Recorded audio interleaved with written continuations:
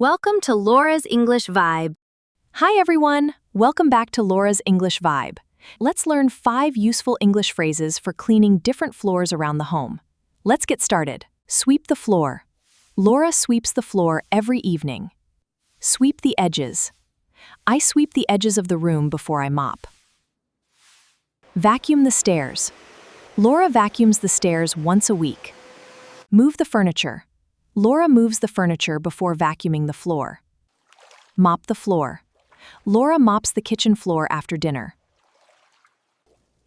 Wring out the mop. Laura wrings out the mop before cleaning the floor. Clean up the spill. Laura cleans up the spill right away. Remove a stain. Laura removes a coffee stain from the floor. Let the floor dry. Please let the floor dry before walking on it. Clean the floor edges. Laura cleans the floor edges during her weekly cleaning. Amazing job!